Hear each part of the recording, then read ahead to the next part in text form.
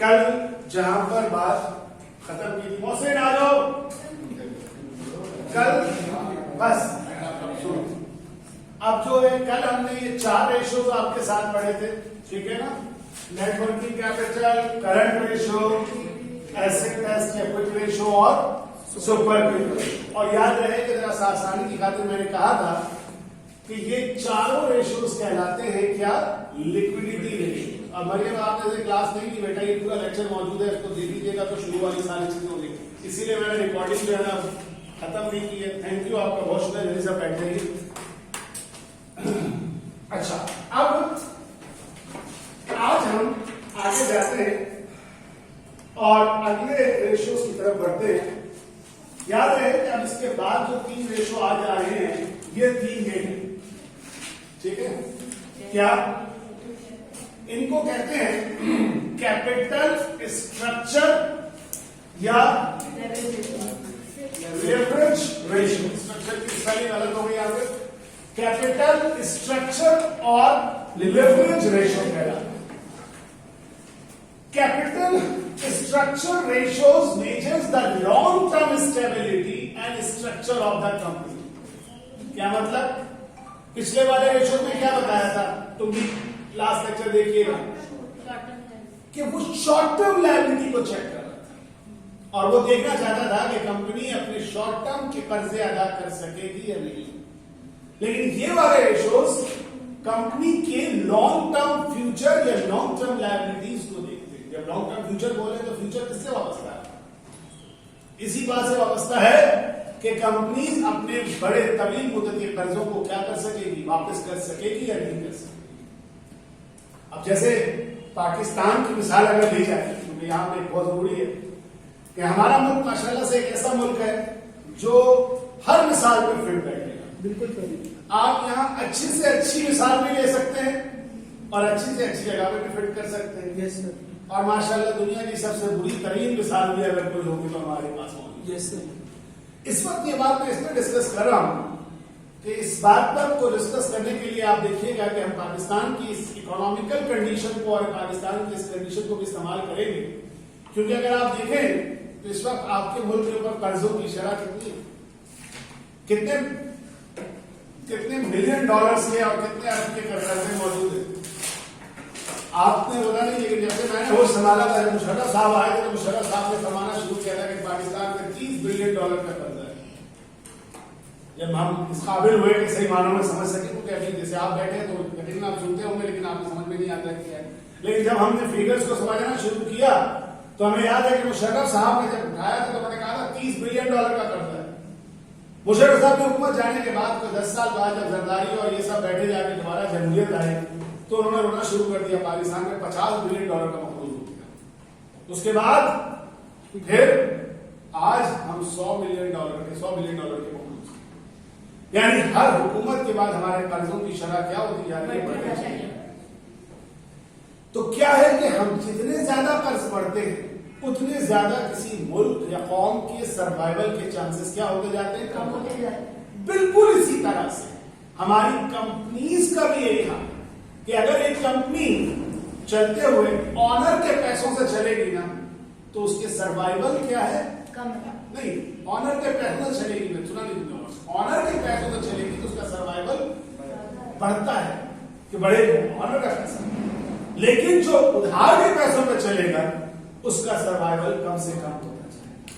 इस चीज के लिए ये कैपिटल स्ट्रक्चर रेशियो आते हैं। ये लिखा है ना, capital structure ratio measures the long term stability and structure of the company. ठीक है? These ratio indicate the mix of fund provided by the owner and lenders. Lenders से मुराद उधार कि ये रेशियो प्रोवाइड करता है कि कितने पैसे और कितने रेशियोज किसने प्रोवाइड किए।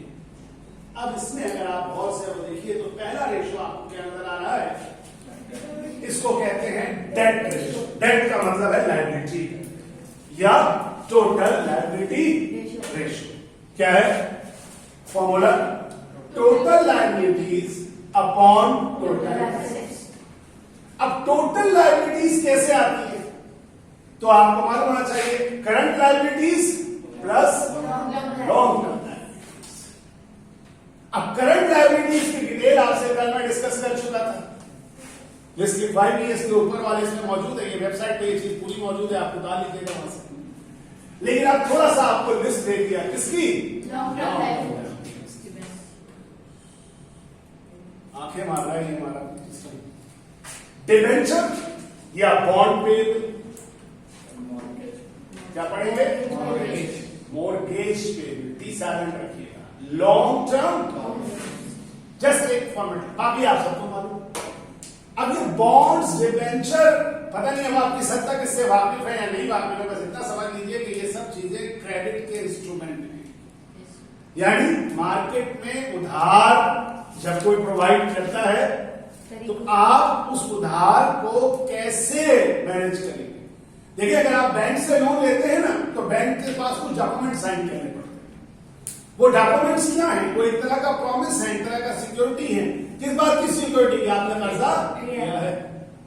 लेकिन अगर आप शेयर मार्केट के अंदर, स्टॉक एक्सचेंज के अंदर या किसी मुख्तलिफ लोगों को बांटना चाहते हैं, तो वो क्या है, वो आप कुछ बाउंड की शक्ल में एक कागज के टुकड़े के ऊपर लिखकर बांटते। आजकल बहुत इश्तेहार आ रहे हैं, आपको याद होगा, आप देखते हैं रोशन डिजिटल बैंक अकाउंट के नाम से। Yes sir. क्या है रोशन, उसमें कहता है पाकिस्तान बॉन्ड में भी आप इन्वेस्ट कर सकते हैं।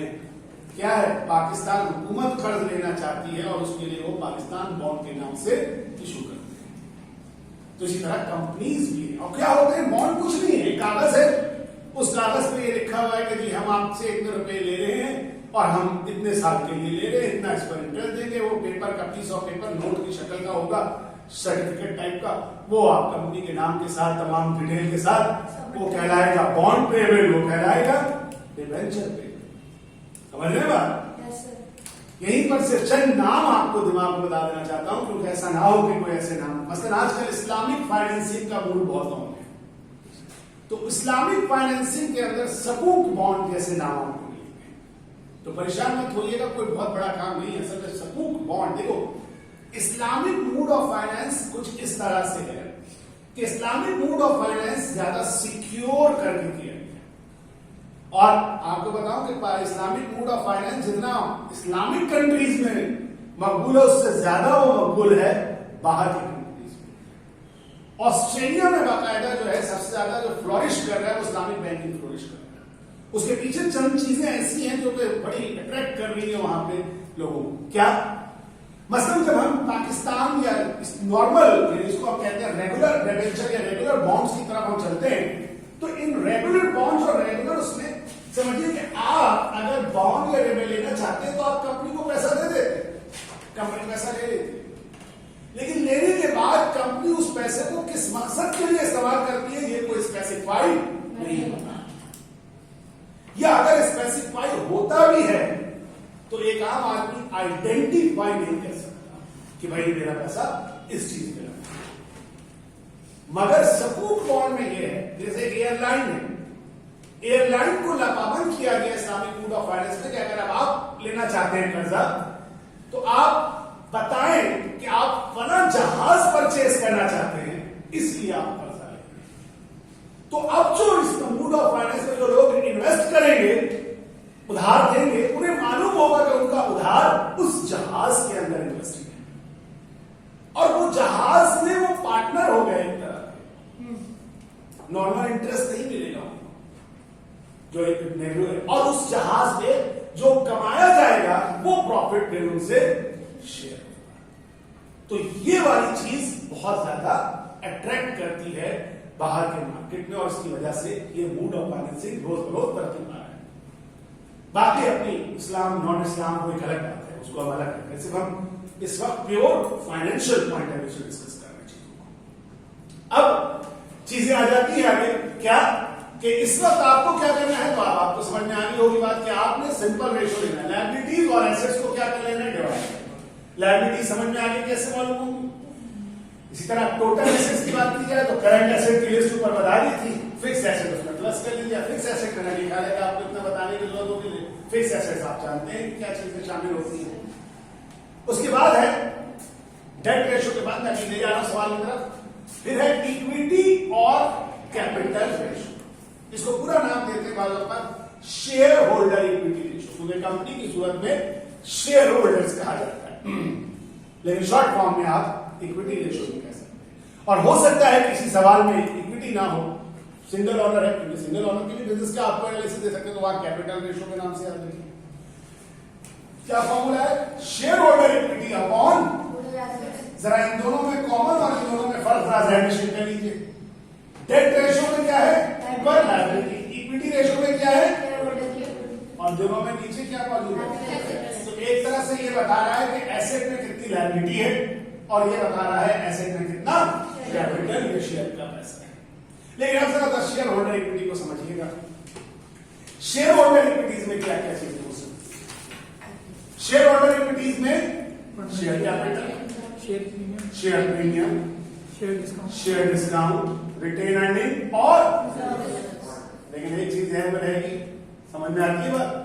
डिस्काउंट कब होता है? तो इतना मालूम होगा कि जब शेयर्स की प्राइसेस कम हो और हम वो फ्लोट करें मार्केट में, तो हमें हर शेयर पे नुकसान होता है, वो नुकसान डिस्काउंट के नाम से बुक्स में लिखा जाता है। इसकी बड़ी तफसील भी हम अगला चैप्टर जब मैं आपको इंशाल्लाह कैश फ्लो पढ़ाऊंगा तो उसमें एक दफा आपको समझाऊंगा पूरी इसकी डिटेल कि आखिर क्यों होता है, कैसे होता है। लेकिन इस वक्त ज्यादा तफसील में जाए बगैर बस इतना याद रखिए कि शेयर प्रीमियम हो तो कैपिटल इक्विटी निकालते वक्त प्लस कर दीजिएगा, अगर कभी डिस्काउंट दे दे तो उसको क्या कर दिएगा? कैपिटल से minus.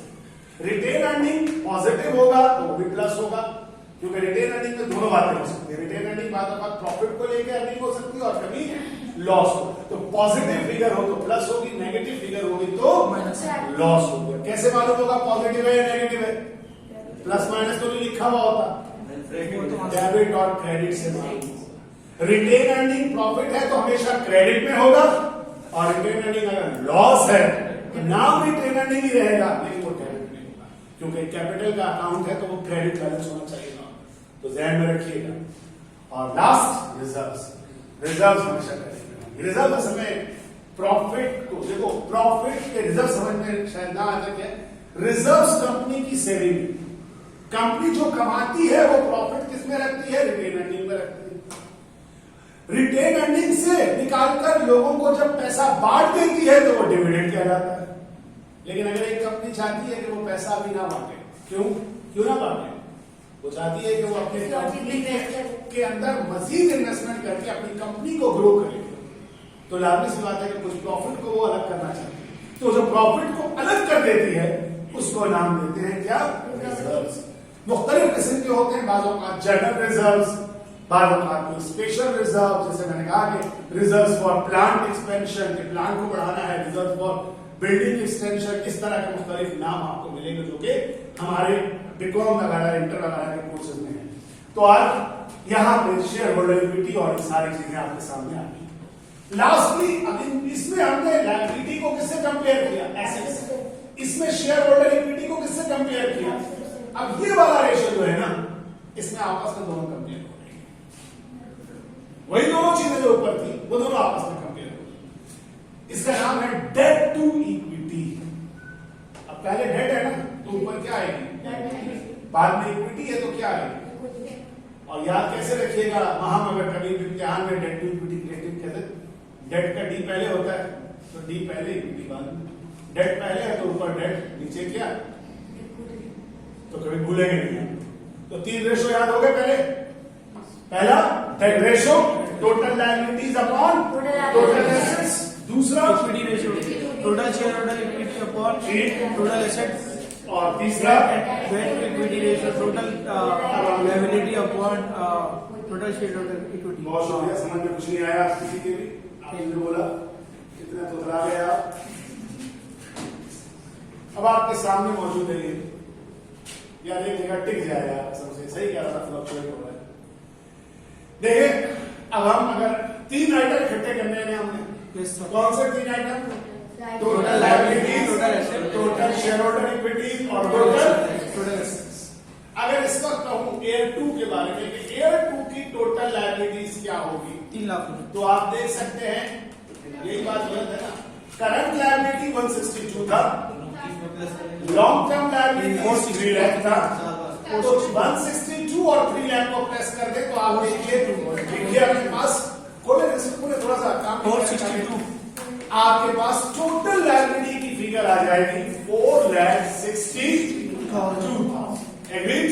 Yes, sir. Clear? Yes. अब यही देता हूं शेयर होल्डर इक्विटीज क्या थी। तो शेयर होल्डर इक्विटीज एक ही आइटम है, आप देख सकते हैं इनके पास शेयर कैपिटल था, शेयर प्रीमियम था, रिटेन अर्निंग था और सारे फिगर्स जो थे वो प्लस हो गए क्योंकि इसमें कोई नेगेटिव नहीं था। अगर यहां पर रिटेन अर्निंग नेगेटिव होता तो ऑटोमेटिकली किसमें होता? ब्रैकेट में होता। शेयर डिस्काउंट भी आ जाता तो ब्रैकेट में होता क्योंकि जब सिंगल कॉलम में बन रहा होता है तो माइनस करके दिखाते हैं। बहरहाल सबको प्लस किया, कितना आया? 460। लायबिलिटी कितनी आई थी?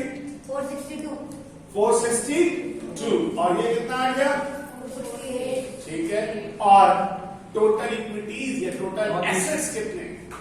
तो टोटल एसेट्स तो यही है आपके पास 9 लाख, या इधर देख लीजिए 9,30,000। तो तीनों फिगर अब आप लोगों ने लिखी। आइए अब इसको सॉल्व देखते हैं इसका कि इन तीनों को सॉल्व करके कैसे लिखा गया है और इसके क्या माने बनते हैं।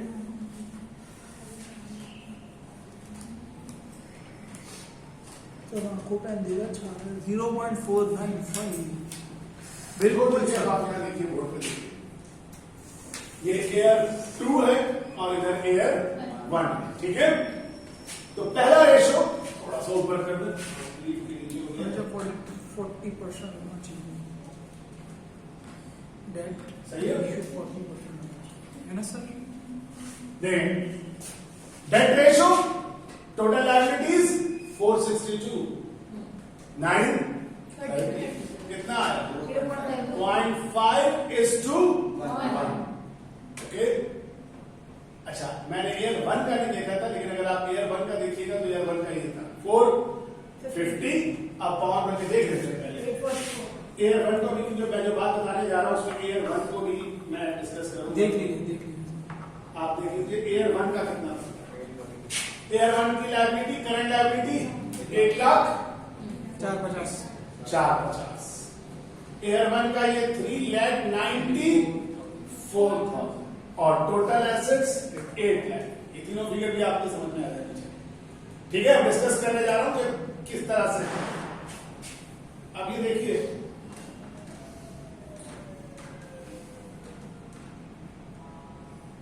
ये है दोनों से। पिछले साल लायबिलिटी 450 थी, एसेट्स 844 था, क्या रेशो आया? 0.53:1।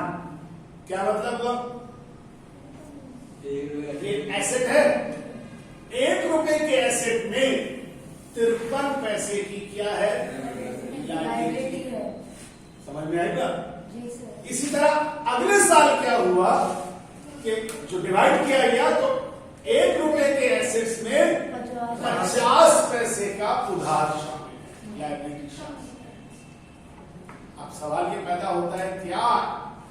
वही वाली बात जैसे मैंने आपसे कहा था कल भी कि अभी ये सिर्फ फिगर है, अब ये बोल नहीं रहे आपसे इंस्टॉलेशन इन प्रोग्रेस। आप कैसे जानेंगे कि ये अच्छा है या बुरा है? तो आपको सबसे पहले मालूम होना चाहिए आइडियल रेशियो और उसकी थोड़ी सी लॉजिक। याद रखिए कि आइडियल रेशियो होता है 40-60। 40-60 बोलूंगा तो आपको समझ में नहीं आएगा। एक बात पहले और बता दूं, यार बाद औकात ये रेशियोस परसेंटेज में इंडिकेट करते हैं, यानी इसको 100 से मल्टीप्लाई करते हैं। जो फिगर आ रही है उसको 100 तो 50% हो जाता है। 50% का मतलब भी यही है ना कि 100 रुपए में 50 रुपए की लायबिलिटी। भाई 1 रुपए में 50 पैसा बोले या 100 रुपए में 50 रुपए बोले, बात एक है या नहीं है? 1 रुपए इसको मल्टीप्लाई कर दूंगा तो ये आ जाएगा कितना परसेंट? 53%। तो 1 रुपए में 53 पैसा बोले या 100 रुपए में 53 रुपए बोलूं, बात एक है या नहीं है? तो 40-60 का रेशो का मतलब ये है बताने का कि 40% अमूमन लायबिलिटी होनी चाहिए, 60% जो है ऑनर का कैपिटल होना चाहिए। तभी तो मिला के 100 रुपए हुए ना। अगर पॉइंट में बोलूं तो 0.4 और 0.6, यानी क्यों होना चाहिए? तो बोल दिया ना मैंने आइडियल रेशियो। अगर मैं सिर्फ डेट रेशियो बोलूं तो समझ लो डेट रेशियो होना चाहिए 0.4 डेट रेशो कितना होना चाहिए? 0.4 या 40%। क्यों 0.4 होना चाहिए? बताता हूं। जरा इक्विटी रेशो चेक करो 50। अब देखो मुझे अगर नहीं भी खोलोगे ना तो बता सकता हूं अगर ये 53 है तो ये 47 होगा। क्यों? क्योंकि 1 रुपए में अगर 53 रुपए तुमने उधार लिया होगा तो ऑनर ने कितना लगाया होगा 1 रुपए में? 47 पैसे। आई बात समझ में आ रही है? 1 रुपया तुम्हारा एसेट का है तो उसमें अगर 53 पैसे का कर्ज है तो ऑनर का लगा हुआ माल कितना होगा? 47। तो 1 रुपए में 50 पैसे अगर कर्ज थे तो 1 रुपए में 50 पैसे का ऑनर। आई बात समझ में? नहीं आई? महाम को समझ में। महाम बात यह है कि नीचे क्या है तो एसेट 1 हो गया। 1 में लायबिलिटी कितनी है? 0.5 आधी। बिजनेस में जो अकाउंटिंग इक्वेशन थी आपकी अपनी बताता हूं, बल्कि अकाउंटिंग इक्वेशन क्या होती थी? मैं एक लाइन डाउन करके जाके बोर्ड पे लिखूंगा। अकाउंटिंग इक्वेशन क्या होती है? एसेट्स, ये सही है, assets equal to liabilities plus owner equity capital. हमेशा निकालते थे कि 1 लाख रुपए का अगर एसेट है और 30,000 रुपए की लायबिलिटी है तो 70,000 का कैपिटल। एग्रीड? तो जब 1 रुपए का एसेट है 50 पैसे की 53 पैसे कह लेता हूं, 53 पैसे की लायबिलिटी है तो 47 पैसे का ही तो होगा कैपिटल। दूसरे साल में 1 रुपए में 50 पैसे की लायबिलिटी है तो 50 पैसे का, क्योंकि इन दोनों का टोटल 1 के बराबर होना चाहिए। क्या होगा साहब? नहीं समझ में आई बात? तो सीधी सी बात यह है कि अब आपको मैं क्या कह रहा हूं कि डेट रेशो को होना कितना चाहिए? 40 पैसे। और कैपिटल को कितना होना चाहिए? 7 पैसे। तो ये क्यों होना चाहिए? अब सवाल ये कि हाँ ठीक है सर, समझ में आ गया कि डेट रेशो को 40 पैसे होना चाहिए, इक्विटी रेशो को 60 पैसे होना चाहिए। चलिए मान लिया आपकी बात, मगर क्यों? क्योंकि यहां कोई बात भी बगैर क्यों के नहीं है। हर चीज के पीछे क्यों मौजूद है। तो बात यह है, फिर मैंने जो शुरू में बात की ना पाकिस्तान की, वहीं पे आ जाइए। आज आपके ऊपर कर्जा ज्यादा है। आज आप इमरान खान को जितनी भी गालियां देना चाहें दे लें, लेकिन याद रखिए शायद इससे भी बुरी सूरत हाल होती है अगर कोई और होता, क्योंकि उसके पास कुछ है ही नहीं देने को। क्यों भाई? क्यों नहीं है देने को? खजाने में पैसा ही नहीं है। यानी आपके पास अपनी इन्वेस्टमेंट है ही नहीं, आप सब उधार लेके बैठे हुए हैं। तो जब उधार लेके बैठे हो, सुनते हो ना आईएमएफ ने ये कहा, आईएमएफ वृद्धि बढ़ा दो, तो भाई आईएमएफ कौन है? आईएमएफ कर्ज देने वाला इदारा है और वो अपने कर्ज में नजर रखेगा ना कि हमारा कर्जा कल को वापस करे। और कौन करेगा? हुकूमत पाकिस्तान। तो वो चाहेंगे ना कि हुकूमत पाकिस्तान की आमदनी बढ़े। और आमदनी कैसे बढ़ेगी? बिजली बढ़ा दो, पेट्रोल बढ़ा दो, गैस बढ़ा दो, हुकूमत की आमदनी बढ़ जाएगी टैक्सेस के जरिए। और जब बढ़ेगी तो हमारा कर्जा वापस आएगा। तो जिस कंपनी के ऊपर अगर कर्जदारों का पैसा ज्यादा होगा तो वो कंपनी कभी भी शेयर होल्डर्स के मफाद के लिए फैसले नहीं कर सकेगी, जैसे आज हुकूमत अवाम के लिए कुछ नहीं कर सकती। तो क्या होना चाहिए? हमारा शेयर होल्डर का पैसा आउटसाइडर वालों के पैसों से ज्यादा होना चाहिए। क्योंकि अगर यहां पे देखो तो कंपनी के पास उधार ज्यादा था पिछले साल और कैपिटल इस साल कुछ बेहतरी तो आई है, लेकिन अभी भी हम बहुत अच्छी पोजीशन में या कंफर्टेबल जोन में नहीं आ सके। क्यों? क्योंकि जब तक मेरा अपर हैंड नहीं होगा, यानी मैं उनसे ज्यादा नहीं इन्वेस्ट करूंगा, तब तक क्या नहीं हो सकता? तब तक शेयर होल्डर्स या मैनेजमेंट्स अपनी मर्जी नहीं चला सकते। सोचो ना, आपके बराबर में बैठा हुआ शख्स का भी उतना ही पैसा लगा है तो वो तो अपनी चलाएगा। और वो क्योंकि उसको उधार दिया हुआ, उसका उधार 5 साल बाद 10 साल बाद क्या करना है? वापस करना है। तो वो तो कभी नहीं मानेगा कि जनाब आप कंपनी के एम्प्लॉयज की सैलरी बढ़ा दें। कहेगा नहीं भाई सैलरी नहीं बढ़ाओ, सैलरी बढ़ाओगे तो क्या होगा? प्रॉफिट कम होगा, प्रॉफिट कम होगा, मुझे कहां से दोगे?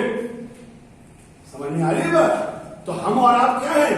पाकिस्तान के लोग हैं, हमें भी सैलरी नहीं बढ़ रही, हमारी तनख्वाहें नहीं बढ़ रही, हमारे यहाँ महंगाई बढ़ जा रही है। या तनख्वाहें अगर बढ़ती भी हैं तो उससे अगर 1 रुपये तनख्वाह बढ़ती है तो 2 रुपये महंगाई बढ़ जाती है। तो बेसिकली आपके यहाँ श्रिंक हो रही है आपकी सैलरीज। तो यही वो चीजें हैं जिसके ऊपर सारी चीजें बेस कर रही कंपनीज के लिए। तो ये दोनों रेशो समझ में आ गया। जल्दी से आगे चलूं। डेट टू इक्विटी रेशो, अब वो दोनों को डेट को और उसको कैप कर दिया। देखिए 450 394, लास्ट टाइम कितना था 1.14:1।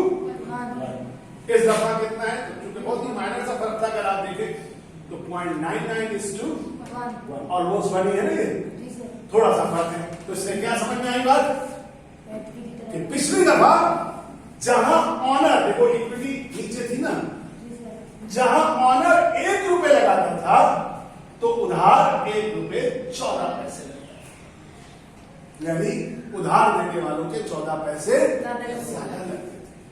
तो कंपनी के ऊपर क्रेडिटर का, आउटसाइडर का प्रेशर ज्यादा था। इस साल ये प्रेशर थोड़ा सा कम हुआ है, या यूं कह लो कि ये दो साल नहीं है बल्कि 2 अलग अलग कंपनीज हैं।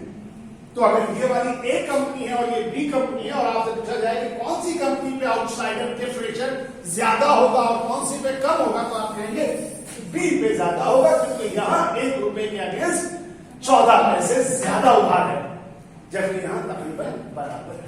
लेकिन अगर किसी का ये वाला रेशो हो तो मैंने बताया क्या 1 रुपए के अगेंस्ट कम हो, उधर 1 हो या 80 हो, तो लाजमी सी बात है क्या होगा, कहेंगे भाई ऑनर का हाथ ज्यादा मजबूत होगा। क्लियर? तो ये थे 3 रेशो इस कैपिटल स्ट्रक्चर में, जिसको कहते हैं डेट रेशो, इक्विटी रेशो और क्लियर। अब इसके बाद हमारे पास नेक्स्ट आते हैं, इनको कहा जाता है, और ये जल्दी तेजी से चलूंगा लेकिन समझिएगा बड़ा मजेदार से रेशो आ रहे। पहले इसको समझने के लिए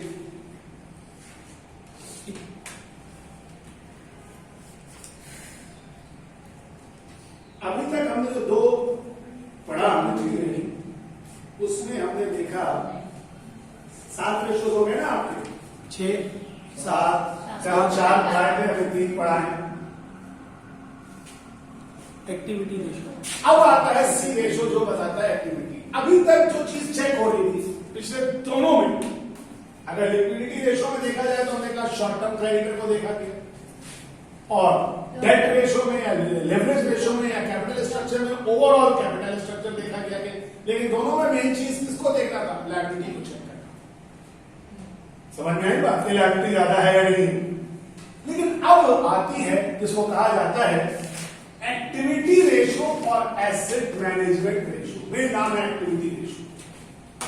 ये रेशोज दर हकीकत कंपनी के बिजनेस, ये चल रहा है वैसे चल रहा मतलब, yes sir, 28 minute 22 second 23 second 24। ये रेशोज दर हकीकत कंपनीज के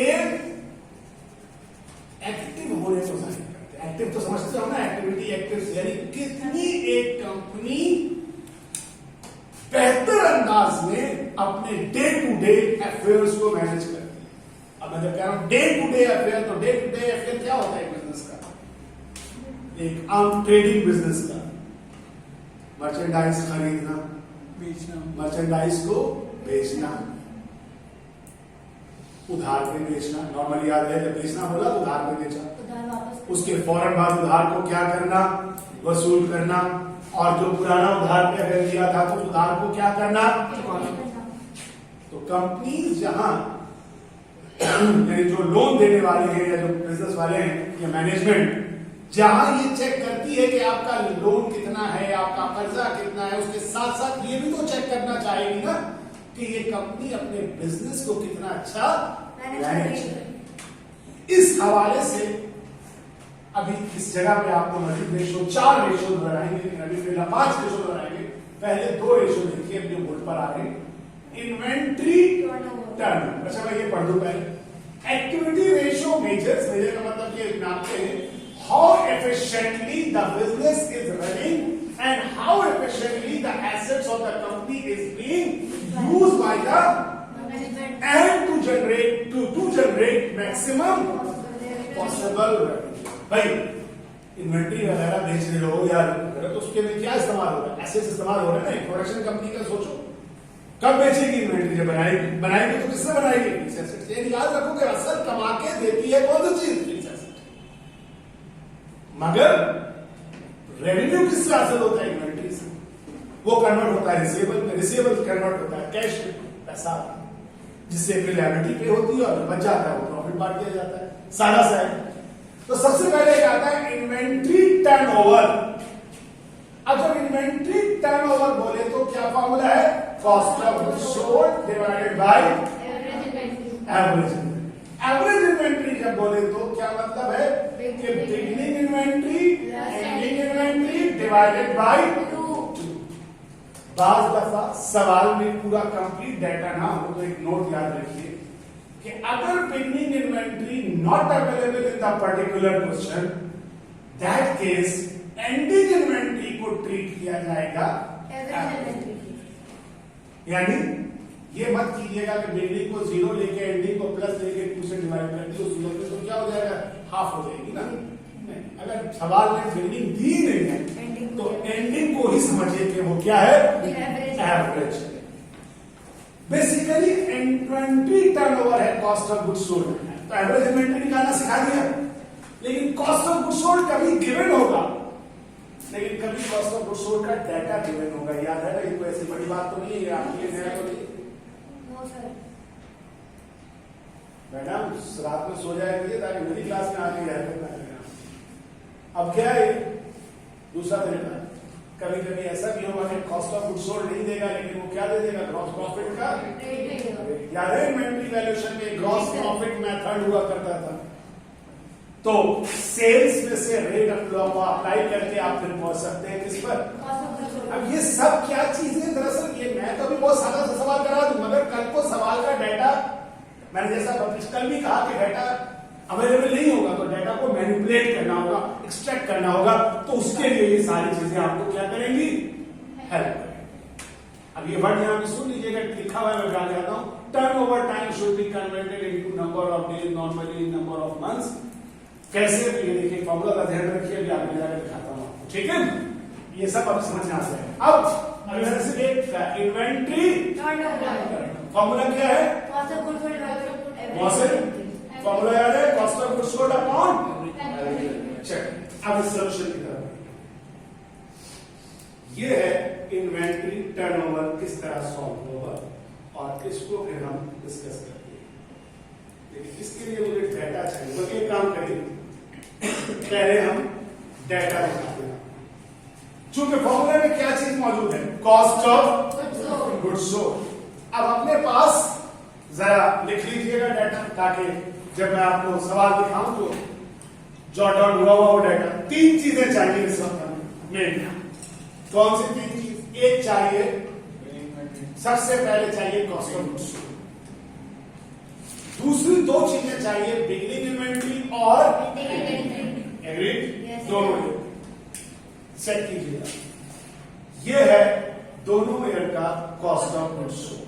ध्यान में रखिएगा, पहले साल का 4,56,000 लिख लीजिएगा। अभी क्या लिख लो, क्या पेपर पे लिख लो ताकि याद रहे। अगले साल का 5,063 दोनों ईयर का कॉस्ट ऑफ गुड्स सोल्ड हो गया। इन्वेंट्री चाहिए। इन्वेंट्री आदमी सी बात है कि नॉर्मली कहां होती है? बैलेंस शीट में मौजूद होती है। तो अगर आप एक बैलेंस शीट की तरफ जाएंगे तो आपको नजर आएगी एक ये इन्वेंट्री है और एक ये इन्वेंट्री। अब जरा समझिएगा बॉस, ये एयर 1 की एंडिंग है। एयर बैलेंस शीट में हमेशा कौन सी इन्वेंट्री आती है? तो एयर 1 की ये क्या है? एंडिंग। और ये एयर 2 की क्या है? एंडिंग है। तो ये एंडिंग एयर 1 की है और ये एयर 2 की है। लेकिन एक बात और, बिगिनिंग है यहाँ पे नहीं है।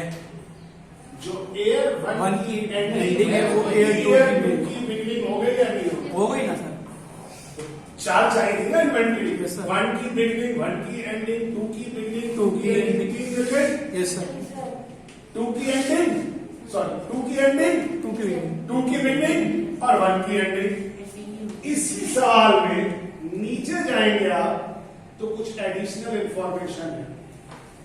इस एडिशनल इंफॉर्मेशन में merchandise inventory at start year 1 में लिखा हुआ है 70,000, ईयर 2 में नहीं लिखा हुआ है क्योंकि वो ऊपर मौजूद है, नहीं पे मौजूद है। जो ईयर 1 की एंडिंग है तो 4 होंगे आपके पास। चलो आ गया, यानी हमारे पास 2 कॉस्ट ऑफ गुड्स सोल्ड और 4 इन्वेंट्री आ गई। अब हम चलते हैं सवाल के सोल्यूशन की तरफ।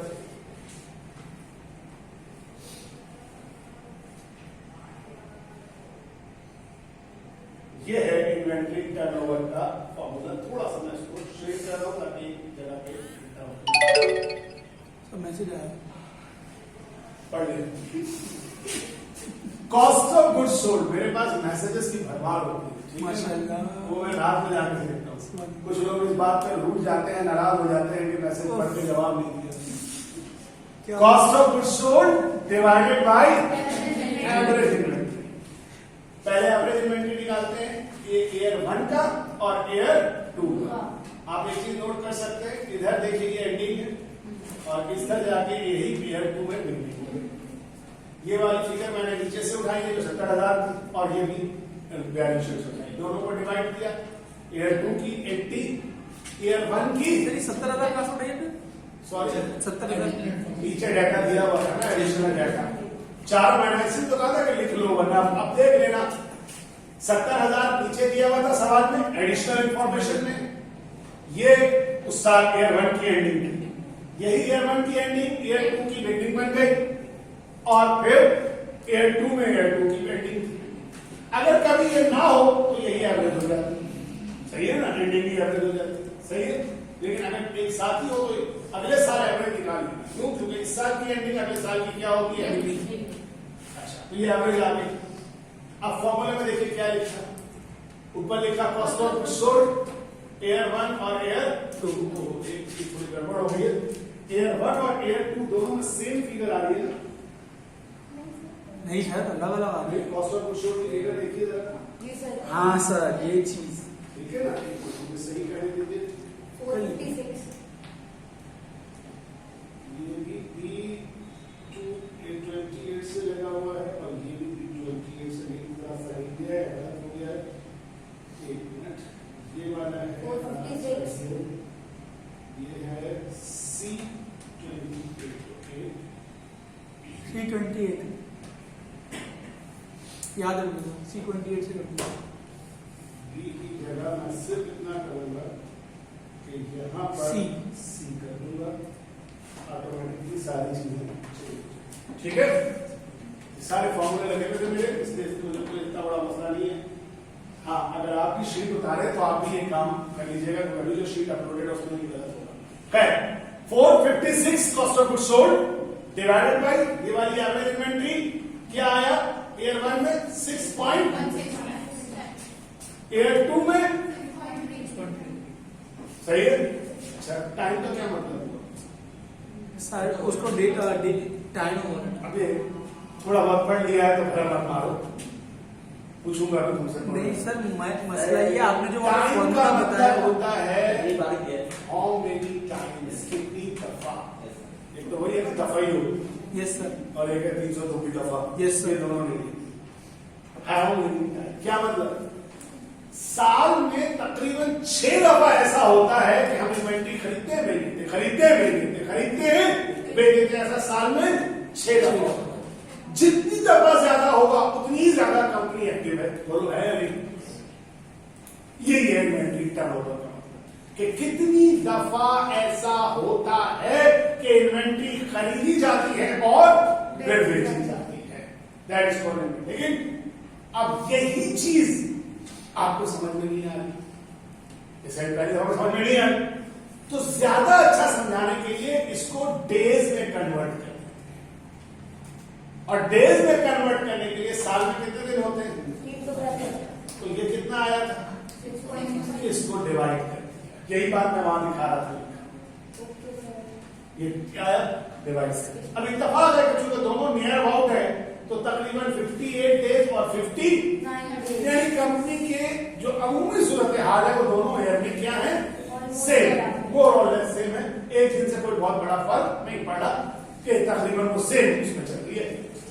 लेकिन इसी चीज को अगर मंथ में बताना हो तो आप सोच सकते हैं कि वैसे भी अगर आप सादा सोचे तो 58 59 का मतलब क्या हुआ, 60 दिन हो गए तो एक महीने में 30 दिन होते, तो 2 महीने हुए।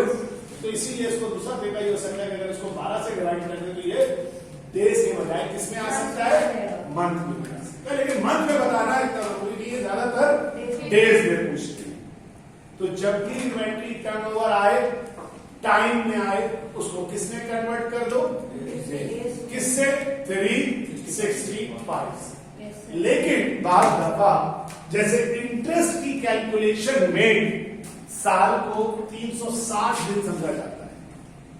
इंटरेस्ट की कैलकुलेशन में साल 360 दिन का होता है, 365 दिन का नहीं होता। क्यों सर? इसकी वजह यह है कि हम ये कहते हैं कि कैलकुलेशन राउंड हो जाए, यानी हर महीना साल में 30 का। बेसिकली साल जो है ना, अब आपने लीप ईयर को सुना होगा ना? यस सर, लीप ईयर क्या होता है? फरवरी 29 का होता है। Yes sir. क्यों 29 का होता है मालूम है? लीप ईयर होता है। क्यों है? क्यों लीप ईयर होता है? अरे पढ़े लिखे हो, गूगल हाथ में है तुम्हारे, सर्च करो, ऐसे फैक्ट्स पढ़ो भाई। एक साल में जब दुनिया कंप्लीट करती है ना चक्कर, तो वो बनता है 365 दिन 6 घंटे। जब अपने इस पॉइंट से निकल के घूम के जब उस जगह में पहुंचती है तो टाइम है 365 दिन 6 घंटे। समझ गए? एक साल, अब 6 घंटे एक्स्ट्रा हो गए, अगला साल 6 घंटे और एक्स्ट्रा हो गए, उससे अगला साल 6 घंटे और, तो चौथे साल 6 घंटे और, तो 4 6 24, 6 दिन एक्स्ट्रा निकल आया।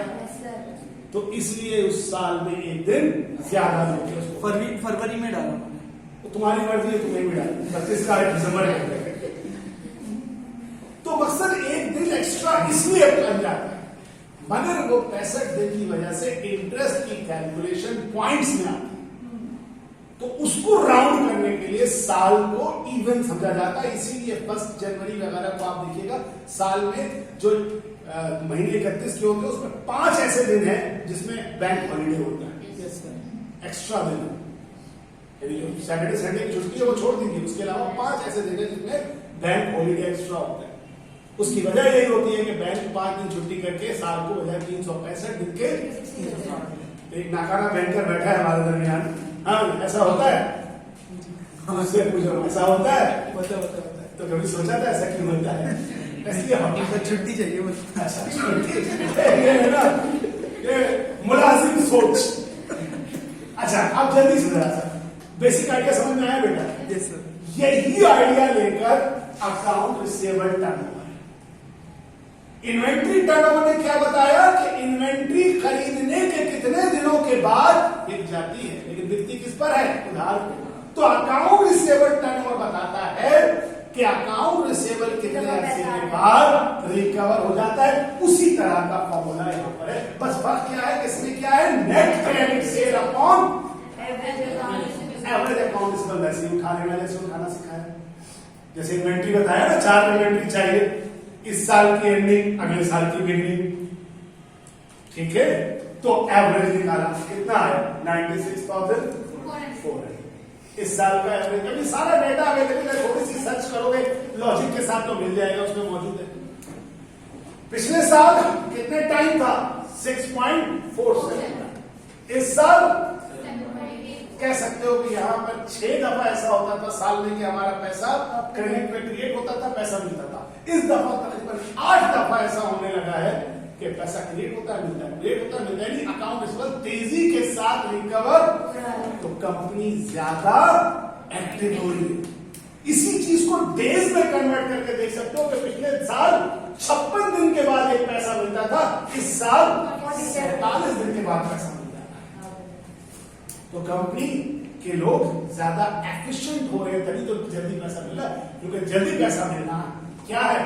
बेहतर है, क्योंकि पैसे से पैसा कमाया जाता है। जब पैसा आएगा तो वही पैसा कमा सकते, पैसा फंसा रहेगा तो वो पैसा कमा के नहीं, तो यह था कौन सा इन्वेंट्री टर्नओवर। क्या मतलब इन्वेंट्री कितने अरसे में बिक गई, अकाउंट रिसीवेबल टर्नओवर, कितना पैसा मिला, अकाउंट रिसीवेबल रेज होने के बाद कितनी जल्दी रिकवर हुआ। इन दोनों को मिला के कहते हैं टोटल ऑपरेटिंग डेज। और इसका फॉर्मूला है 10वां इन्वेंट्री टर्नओवर इन्वेंट्री टर्नओवर जो डेज में है उसमें प्लस कर दो, अकाउंट रिसीवेबल टर्नओवर डेज। तो वो कितना था 58 कितना था, तो 58 और 47 16 और इधर देखिए 59 और 56। 116। तो पिछली दफा एक इन्वेंट्री खरीदने के बाद बेचने के बाद पैसा मिलने में लगता था टोटल ऑपरेटिंग, इस साल लगता है। तो ओवरऑल अगर देखा जाए तो company is shrinking it's operating days which is good for.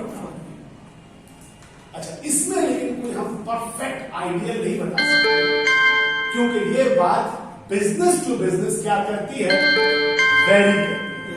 Her business के हिसाब से, बात बिजनेस ऐसे हैं जिनका साइकिल कम होता है, जल्दी जल्दी बिकती है इन्वेंट्री। बाज बिजनेस होते हैं जहां इन्वेंट्री, गाड़ी है, गाड़ी रोजाना इतनी बड़ी तादाद में शायद ना बेच सके एक शोरूम वाला, ऑब्वियसली उसके टाइम ज्यादा लगेगा। लेकिन अगर एक उसके मार्केट में इम्तियाज या ये है सुपरमार्केट है, उनका टर्नओवर क्या होगा, तेजी के साथ होगा। लेकिन उसमें अक्सर ये होता है क्रेडिट में तो होता भी नहीं हो, किस पर होता है, कैश पर होता है। सर मेडिकल कंपनी भी तो हो सकती है, मेडिकल कंपनी हर कंपनी हो सकती है, मतलब हर कंपनी के हिसाब से। मैं नहीं कह रहा हूं कि मैं इसमें बहुत बड़ा आइडिया नहीं बता सकता, लेकिन ये है कि एक रेशियो है कि मार्केट में अमूमन जैसे पैसा 3 महीने बाद रिकवर होता है, 90 डेज का क्रेडिट लगा होता है आम हर बिजनेस में।